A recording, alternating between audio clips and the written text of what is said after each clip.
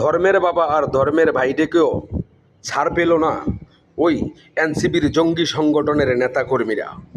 আর ঠিক তখনই এসে যখন এই মলম রাজাগারের দোসর আর রাজাগারের বাচ্চা এসে বলছে যে পুলিশ আমাদের প্রোটোকল দেয়নি, আর ঠিক তখনই আমার মনে পড়ে গেল সেদিন যখন 5ই আগস্টের পর গোটা বাংলাদেশে পুলিশদেরকে তোরা হত্যা করেছিলি, সেখানে কিন্তু সবাই অপরাধী ছিল না। আজ কেন তোদের মায়ের ভাতার পুলিশের কাজ তোদের লাগে? আজ কেন প্রশাসন তোদের কাজে লাগে? সেদিন তোদের মাকে 3 বেলা প্রোটেকশন দিতে পারেনি, সেই কারণে তাদেরকে মেরেছিলি। আমি স্যালুট জানাই প্রথমে পুলিশ বাহিনীদেরকে, কারণ যেখানেই এই এনসিবি নেতাকর্মীদেরকে পিটাবে সেখান থেকে আপনারা বিরত থাকবেন এবং দূরে থাকবেন। আসুন আমরা ওই কুলাঙ্গারের একটু চিৎকার শুনি।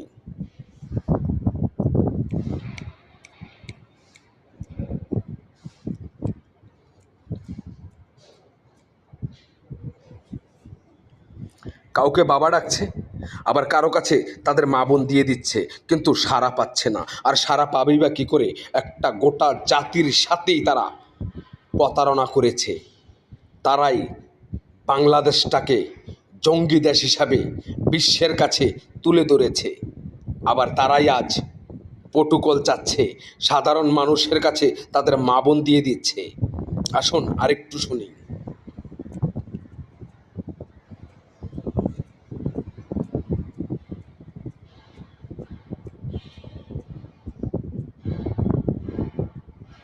কেন আসবে পুলিশ?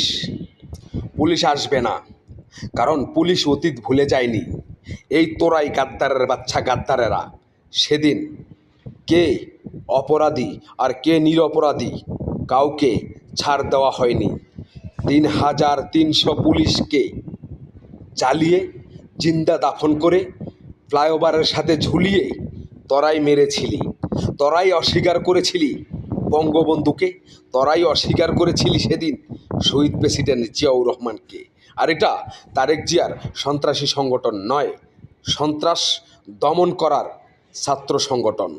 আর তাই ছাত্র ভাইদেরকেও জানাই মন থেকে অভিনন্দন এবং একটা স্যালুট, কারণ এই সমস্ত এনসিবি যেখানেই পাইবেন সেখানেই তাদেরকে আইকলা বাস বিধর্দা ঢুকাই দিবেন।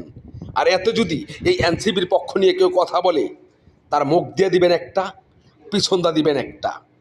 ওরাই কুলাঙ্গার, ওরাই পতিতার সন্তান, ওরাই দেশ ধ্বংস করার মূল কারিগর।